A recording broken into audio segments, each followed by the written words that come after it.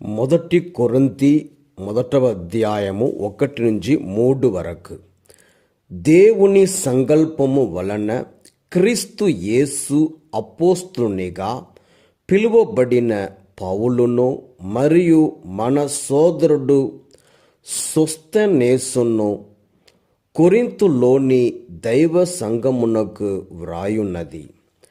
మీరు క్రీస్తు యేసునందు పరిశుద్ధపరపబడి ప్రతి స్థలమునందును మన ప్రభువైన యేసుక్రీస్తు నామమున ప్రార్థించు వారితో సహా పరిశుద్ధులుగా ఉండుటకు పిలువబడిన వారు.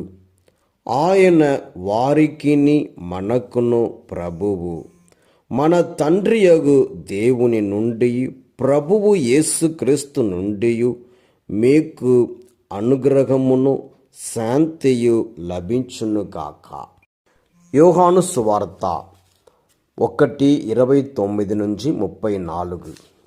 మరునాడు యేసు తన యొద్దకు వచ్చుటను చూచి యోహాను, ఇదిగో లోక పాపములను పరిహరించు దేవుని గొర్రెపిల్ల, నా తరువాత ఒక మనుష్యుడు రానున్నాడు, ఆయన నాకంటే శ్రేష్ఠుడు, ఏలయన ఆయన నేను జన్మింపక పూర్వము నుండియే ఉన్నవాడు అని నేను పలికినది ఈయనను గూర్చియే. ఈయనను ఇశ్రాయేలుకు ఎరుక చేయుటకై నేను నీటితో బప్తిస్మమును ఇచ్చుచున్నాను, కానీ నేను ఆయనను ఎరుగనైతిని అని పలికెను.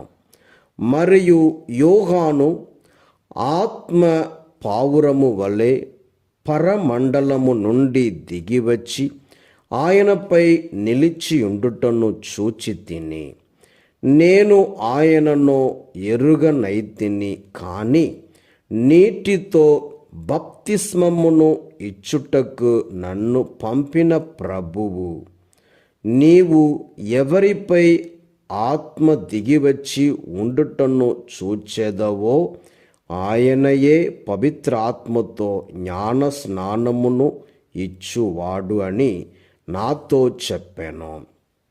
ఇప్పుడు నేను ఆయనను చూచి తిని ఆయనయే దేవుని కుమారుడు అని నేను సాక్ష్యమిచ్చుచున్నాను అని చెప్పాను.